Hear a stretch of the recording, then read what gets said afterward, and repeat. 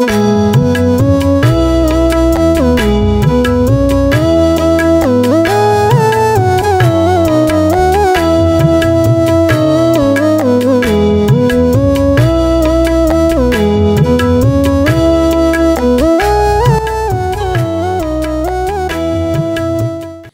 brothers and sisters in the Lord, ప్రభునందు ప్రియమైన సోదరి సోదరులారా, today's verse for our meditation is taken from the book of Malachi, chapter 4, verse 2. నేటి దినం మన ధ్యానం కొరకు మలాకీ గ్రంథం 4వ అధ్యాయం 2వ వచనం నుండి తీసుకొనబడింది. Unto you shall the Son of Righteousness arise with healing in his wings. మీకు నీతి సూర్యుడు ఉదయించును, అతని రెక్కలు ఆరోగ్యము కలుగచేయును. The closing verses of the Old Testament end with a description of the day of the Lord. పాత నిబంధన యొక్క మాటలు దేవుని రాకడపు దినము మాటలతో ముగించబడుతున్నాయి. And also talking about the fiery judgment that is going to be poured out on all the evil doers and who have rejected the gift of salvation. అంతేకాకుండా చెడు కార్యాలను చేస్తూ దేవుడిచ్చినటువంటి రక్షణ వరాన్ని తృణీకరించిన వారికి దేవుని యొక్క పరీక్ష, దేవుని యొక్క ఉగ్రత తీర్పు విధానంలో వస్తున్నట్టు చూస్తున్నాం. And the Lord is a consuming fire. దేవుడు దహించు అగ్ని అయి ఉన్నాడు. And this passage begins with the description of God's righteous judgment on the wicked. ఈ భాగంలో దేవుని యొక్క నీతితో కూడినటువంటి తీర్పు భక్తిహీనుల పైన వచ్చే విషయంతో ఆరంభించబడింది. And it continues by giving encouragement to those who fear the name of the Lord. మరి యెహోవా నామమును బట్టి భయభక్తులు కలగ వారి గురించి కూడా ఇక్కడ రాయబడింది, మాట్లాడింది. A words of encouragement. వారిని ప్రోత్సహించి బలపరిచేటువంటి మాటలతో. And the day of the Lord is an extended period that covers so many events.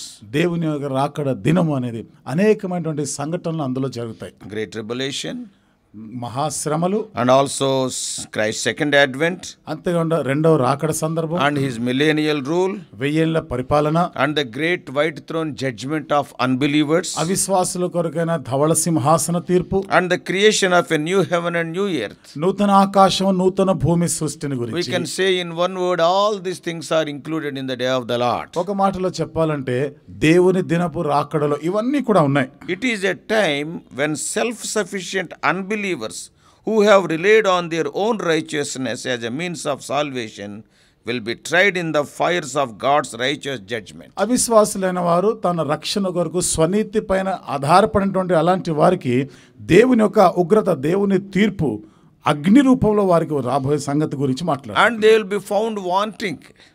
వారు అక్కడ కొరతగా కనబడుతుంది వాళ్ళకి. And John the Baptist repeated Malachi's fiery warning to the proud people. బాప్తిజం ఇచ్చే యోహాన్ అలాంటి గర్విష్ఠులైన వారికి ఈ మలాకి రాసినటువంటి ఈ మాటలు, ఉగ్రతతో కూడిన మాటలు జ్ఞాపకం చేసినాడు. And he met with some self-sufficient people. అక్కడ కొందరు మా భక్తి, మేము స్వనీతి పరులం అలాంటి వారిని కొంతమంది కలిసాడు. And he encountered some of the evil doers of that day. ఆ దినాన చెడు కార్యాలు చేస్తున్న వారిని కలిసినాడు. He warned that Christ would be their judge. క్రీస్తు వారికి తీర్పరిగా ఉంటాడని కూడా హెచ్చరిక చేసినాడు. That's why John the Baptist said, ఆ కారణాన్ని బట్టి బాప్తిజం ఇచ్చి యోహాను చెప్పినాడు, he will baptize you with fire. ఆయన అగ్నితో మీకు బాప్తిజం ఇస్తాడన్నాడు. It was John's warning. ఇది యోహాను యొక్క హెచ్చరిక. He was speaking of the fires of God's righteous judgment and the terrible lake of fire. దేవుని నీతితో కూడినటువంటి తీర్పును గురించి, అగ్నిగుండమును గురించి యోహాను మాట్లాడినాడు. Oh, they are baptized by fire. వారు అగ్నితో బాప్తిజం పొందుతారు. But while those people who glorify his name will be baptized by the Holy Spirit, that is by Christ. అయితే దేవుని మహిమపరిచిన వారికైతే క్రీస్తు ద్వారా పరిశుద్ధాత్మలో వారు బాప్తిజం పొందుతారు. So whenever God gives a warning of fiery judgment to the wicked, కాబట్టి దుష్టులైన వారికి ఎప్పుడైతే దేవుడు ఆ భయంకరమైన నరకం గురించిన తీర్పును ప్రకటిస్తున్నాడో, at the same time he also gives words of encouragement to the remnant, little remnant of believers. అదే సమయంలో శేషముగా మిగిలిన విశ్వాసులైన వారికి ఆదరణ, ప్రోత్సాహకరమైన మాటలు కూడా చెప్తున్నాడు. That's why it is written, but for you who fear my name. ఆ కారణాన్ని బట్టి నా నామమునందు భయభక్తులు గల వారికి అంటున్నాడు. Now that's what we read in the book of Malachi in the promise of our meditation today. ఈ మాటలు మలాకి గ్రంథంలో నేటి దిన మన వాగ్దానం కొరకైన మాటలో చదివినాం. But for the remnant, the Son of Righteousness will raise with healing in its wings, and you will go forth and skip about like calves from the stall. అయితే శేషించిన వారకు మీకు అనగా నా నామమందు భయభక్తులు గలవారు మీకు నీతి సూర్యుడు ఉదయించును, అతని రెక్కలు ఆరోగ్యము కలుగజేయును. కనుక మీరు బయలుదేరి క్రొవ్విన దూడలు గంతులు వేయినట్లు గంతులు వేయుదురు. What a heartening contrast these verses are with the warnings of earlier verses. అంతకు పూర్వము హెచ్చరికతో కూడిన మాటలకి ఈ మాటలకి ఎంత వ్యత్యాసం ఉంది చూడండి. The people of God who fear and reverence his name have the assurance of the day of the Lord will be one that ushers into the sunshine of God's eternal love. దేవుని నామమందు భయభక్తులు కలిగినటువంటి వారికి ఆ నీతి సూర్యుడు వారికి ఉదయించును, అనగా దేవుని యొక్క కుమారుడు ఆయన నీతి సూర్యుడు వారికి They will ఉదయిస్తాడు. be entering into the sunshine of God's eternal love. దేవుని యొక్క నిత్యమైనటువంటి ప్రేమ అనేటువంటి ఆ సూర్యకాంతిలోని వాళ్ళు ప్రవేశిస్తారు. Gracious forgiveness, health and healing is the portion for those who call on the name of the Lord. యెహోవా నామమును బట్టి భయభక్తులు గల వారికి ఆరోగ్యం వస్తుంది. యెహోవా నామమును బట్టి భయభక్తులు గల వారి ఎడల దేవుడు తన కృపను తన దయను విస్తరింపజేస్తున్నాడు. For the Son of Righteousness will arise with healing on his wings. కాబట్టి నీతి సూర్యుడు ఆరోగ్యము కలగజేస్తున్నాడు. And they are likened to young calves who leap and skip with joy అవి and free, abandoned when released from the confinement of their restrictive stalls. క్రొవ్వినటువంటి దూడలు గంతులు వేయినట్లుగా బంధకాలు వాటి కట్టుబాటు నుండి విడిపించబడి గంతులు వేసినట్లుగా వారు గంతులు వేస్తారు. The Son of Righteousness came as the light of the world 2000 years ago. నీతి సూర్యుడు 2000 సంవత్సరాల క్రితం ఈ లోకానికి వెలుగుగా వచ్చినాడు. He came as the light to illumine the hearts of men. మనుషుల హృదయములను వెలిగించడానికి ఒక వెలుగుగా He వచ్చినాడు. came as the light of life to a lost and dying world. నశించిపోయి మరణానికి వైపుగా వెళ్తున్న వారికి జీవమునిచ్చు వెలుగుగా వచ్చినాడు. He came as a light to lighten the Gentiles. అన్యజనులను వెలిగించడానికి ఒక వెలుగుగా వచ్చినవాడు. And he manifested the light of the glory of God in the face of Jesus Christ our Savior. కాబట్టి మన రక్షకుడైన యేసుక్రీస్తు ప్రభునందు ఆయన జీవం ఇచ్చేటువంటి వెలుగుగా ప్రకాశించాడు. He is the fountain of light for all who put their trust in him. ఆయన యందు నమ్మిక ఉంచిన వారందరికీ కూడా ఆయన వెలుగుగా ఉంటాడు. And he is our righteous Savior. ఆయన మన నీతిగల రక్షకుడు. The Lord our righteousness. చూడండి, ప్రభువు మనకి నీతి అయి ఉన్నాడు. But for those who reject him, అయితే ఆయనను తృణీకరించే వారికి the same Son of Righteousness will discharge blistering heat.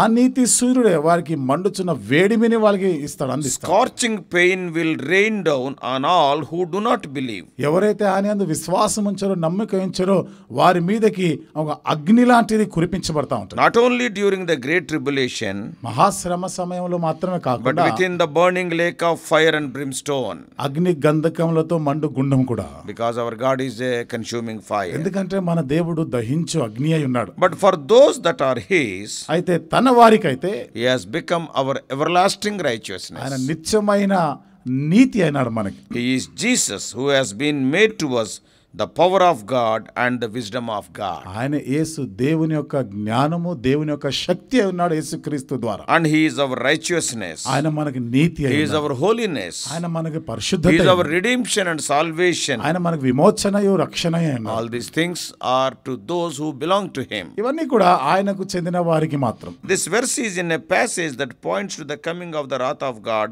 which is soon to be poured out on the Christ rejecting sinful world. ఈ వచనము క్రీస్తుని తృణీకరించిన పాపభూయిష్టమైనటువంటి ఈ లోకం పైనకి రాబోయేటువంటి దేవుని యొక్క ఉగ్రత దేవుని యొక్క తీర్పుకు సంబంధించి But మాట్లాడుతుంది. this verse points beyond the tribulation terrors. అయితే ఈ వచనము మా శ్రమల కాలానికి మించినటువంటి భయభ్రాంతులు కలిపే సంగతుల గురించి కూడా It మాట్లాడుతుంది. speaks of the things that are going to happen after tribulation. శ్రమల తర్వాత జరగబోయేటువంటి ఆ సంగతుల గురించి మాట్లాడుతుంది. That is to the return of Christ Jesus as the Son of Righteousness. అంటే క్రీస్తు నీతి సూర్యుడుగా తిరిగి వచ్చేటువంటి ఆ సంగతి గురించి. He will arise with healing on his wings. కాబట్టి ఆయన ఆరోగ్యము కలగజే అతని రెక్కలు ఆరోగ్యము కలగజేయు రెక్కలతో వస్తారు. So to all those who believe, కాబట్టి ఆయన యందు విశ్వాసం ఉంచిన వారందరికీ he provides the warmth of his everlasting love and his protection from the destructive heat of the day. తన నిత్యమైనటువంటి ప్రేమ నాశనం చేయబడే ఆ దినము నుండి వారికి ఒక భద్రతని వారికి ఒక విడుదలని ఇస్తాడు. Because for we are not appointed to wrath. ఎందుకంటే మనం ఉగ్రతకి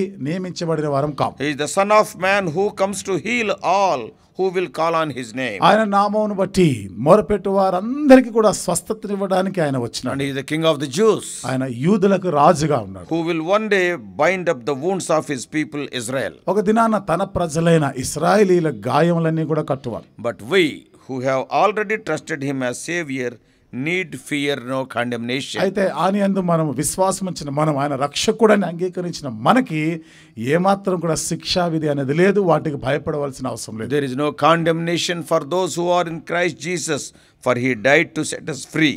ఇప్పుడైతే క్రీస్తు యేసునందున్న వారికి ఏ శిక్షా విధి లేదు, ఎందుకనగా మరణ భయం నుండి ఆయన విడుదల He చేసినాడు. died to set us free. ఆయన మనల్ని విడిపించడానికి ఆయన మరణించినాడు. He was wounded for our transgressions. మన అతిక్రమం కొరకు ఆయన He గాయపరచబడ్డాడు. was bruised for our iniquities. కాబట్టి మన దోషముల కొరకు నలగగొట్టబడ్డాడు. The chastisement of our peace was upon him, and with his stripes we are మన healed. సమాధానార్థమైన శిక్ష అతని మీద పడింది, అతడు పొందిన దెబ్బల వలన మనకి స్వస్థత కలిగింది. Although this verse was given to Israel by Malachi, ఈ వచనాలు మలాకి ద్వారా ఇశ్రాయేలీల కొరకు ఇవ్వబడినప్పటికీ and undoubtedly they will be realized for them at Christ's second coming, నిస్సందేహంగా క్రీస్తు యొక్క రెండవ రాకడ సమయంలో ఆయనను గుర్తించి ఆయన గ్రహించు వారికి కూడా not సంబంధించి only that, అంతేకాకుండా for all who have believed on him in their hearts by faith. ఆయన యందు విశ్వాసం ద్వారా తమ హృదయం విశ్వాసం ద్వారా ఆయన యందు విశ్వాసం ఇచ్చిన వారందరి కొరకు కూడా. And this is a truth that has already been fulfilled in each one of us at our salvation. ఈ సత్యం అనేది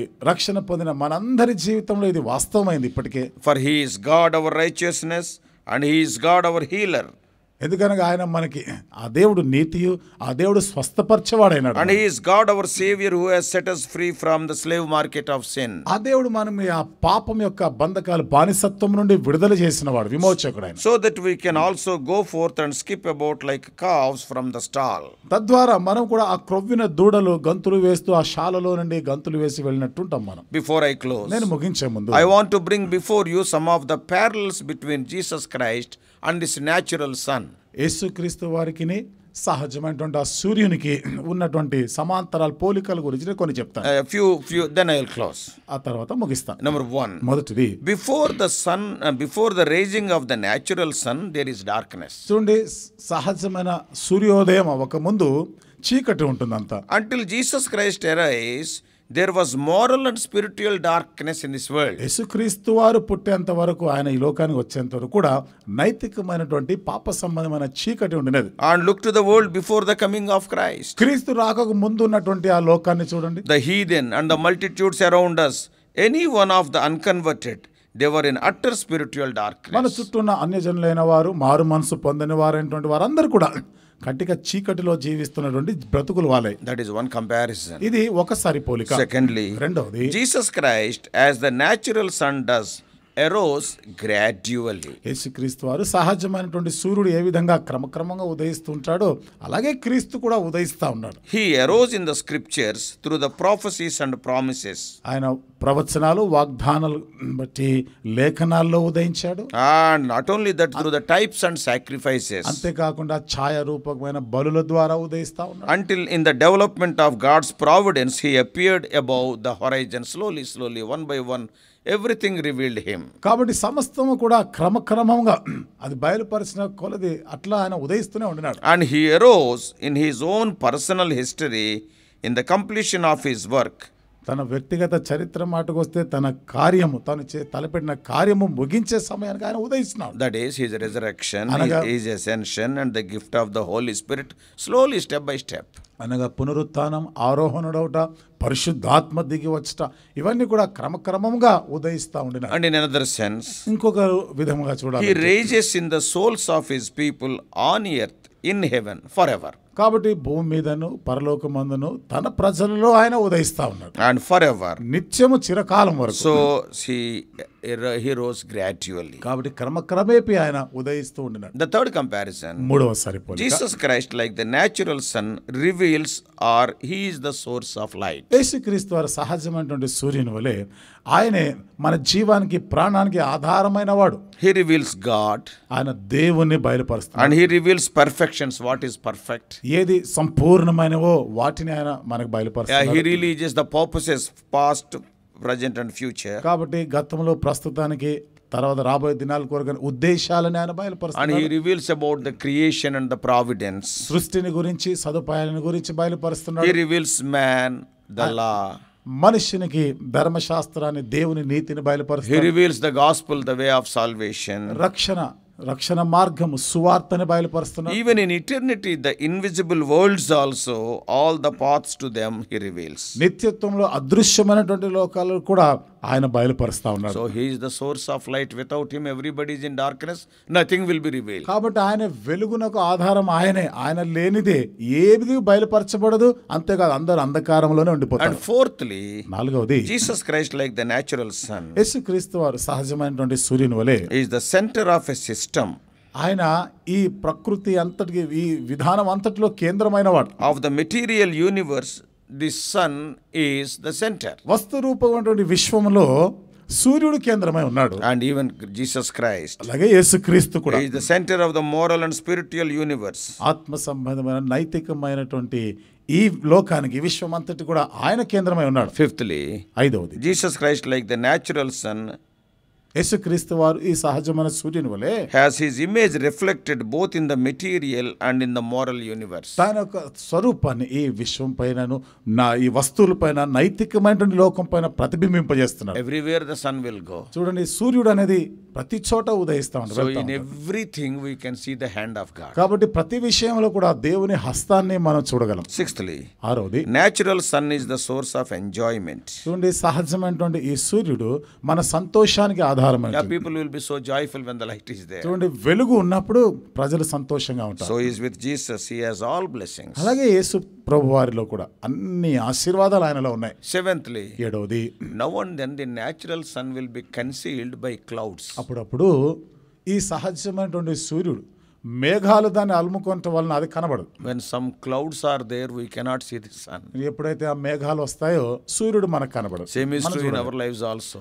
మన జీవితంలో అదే వాస్తవం. Sometimes the cloud of guilty conscience. కొన్నిసార్లు దోషారోపణ చేసే మనస్సాక్షి అనేటువంటి మేఘం ఆవరించినప్పుడు, Sometimes by the cloud of our own corruptions. కొన్నిసార్లు మనం చేసిన చెడు తప్పుడు పనులు అనేటువంటి మేఘం మనల్ని Sometimes ఆవరించినప్పుడు, by the cloud of misrepresentations. కొన్నిసార్లు మనం తప్పుగా మనం పలికిన మాటలు చెప్పినటువంటి చేసిన So కార్యాలు అనేటువంటి మేఘాలు. sometimes the natural sun is concealed by the clouds, even Christ also. కాబట్టి కొన్ని పర్యాయాలు సహజమైనటువంటి ఈ సూర్యుడు మేఘాల ద్వారా కప్పబడి ఉంటాడు. అలాగే యేసుక్రీస్తు ప్రభు వారి పరిస్థితి కూడా. Eighthly, ఎనిమిదవది, he dispenses his influence freely. Whatever he gives, it is free. కాబట్టి ఆయన ఇచ్చేవి సమస్తము కూడా ఉచితంగానే ఇస్తాడు. He is not charging anything for light and heat. చూడండి, వెలుగు వేడిమి వీటికి ఏమి ఆయన క్రయం అనేది ఆయన ఏమి పెట్టలేదు. not pay అంటే crime. వెల చెల్లించవలసినది లేదా డబ్బులు కట్టవలసిన అవసరం ఏమీ లేదు. Without money and without price, we can get them. డబ్బులు ఏమి చెల్లించకుండా వెల చెల్లించకుండానే వీటన్నిటిని మనము పొందగలం. Same is with Jesus. అలాగే యేసు ప్రభు వారిలో కూడా Everything is freely available with him. ఆయన యందు సమస్తము ఉచితమే. The ninth and final comparison for today. కాబట్టి ఈనాటి దినానికి తొమ్మిదవది ఆఖరు సరిపోలిక. He hastens the process of decay and corruption. చూడండి, ఆయన చెడుగును సంగతులు పాడు కాకుండా, సంగతులు పాడు కాకుండా వీటన్నిటి కూడా భద్రపరిచేవాడు ఆయన. Even the light is there. వెలుగున్నప్పుడు When కూడా the heat is there from the sun, ఎప్పుడైతే ఆ సూర్యుని నుండి ఆ వేడిమి అనేది వస్తుందో, things will not be decayed. చూడండి, They అవి will not be corrupted. ఆ వస్తువులు విషయాలు అవి చెడిపోవాలి, పాడైపోవు. Same with Jesus. అట్లాగే యేసు ప్రభు వారితో కూడా. So may God help us to understand these truths as we meditate upon him and his word. కాబట్టి ఆయన మాటలు ఆయనను ధ్యానిస్తూ ఉండగా ఈ మాటలు మన జీవితంలో వాస్తవ రూపం దాల్చును. Oh, he will spread forth his wings of healing. కాబట్టి ఆయన రెక్కలు మనకి ఆరోగ్యాన్ని He is కలుగజేస్తాయి. the son of righteousness. ఆయన నీతి సూర్యుడు. So may God enable us to enjoy all these things for which Lord Jesus Christ is the source. ఇవన్నీ కూడా అనగా దేనికైతే యేసుక్రీస్తు ప్రభువారి ఆధారమై ఉన్నాడో అవన్నీ కూడా మనం అనుభవించలాగిన దేవుడు సహాయం చేయాలి. Throughout this day, ఈ దినమంతా కూడా see the sun, natural sun, and think about him and compare the qualities with Lord Jesus Christ. సహజమైన సూర్యుని గమనించండి. అలాగే యేసుక్రీస్తు ప్రభువారిలో ఆ లక్షణాలు ఆ గుణ లక్షణాలు కూడా సరిపోల్చి మీరు ఒకసారి We ధ్యానం could see only 9. 9 మాత్రమే మనం చూడగలం. But if you meditate, you can get 90. మీరు ధ్యానం చేస్తే ఇంకా 90 కూడా మీకు దొరకవచ్చు. So let us pray. ప్రార్థన చేసుకుందాం. Let us pray. ప్రార్థన చేసుకుందాం.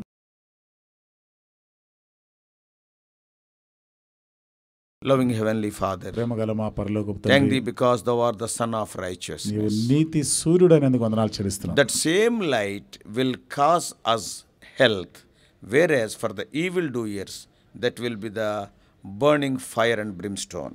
ఆ వెలుగు ఆ సూర్యకాంతి మాకైతే ఆరోగ్యాన్ని ప్రభా మాకు వెలుగుని ప్రసరింపజేస్తుంది.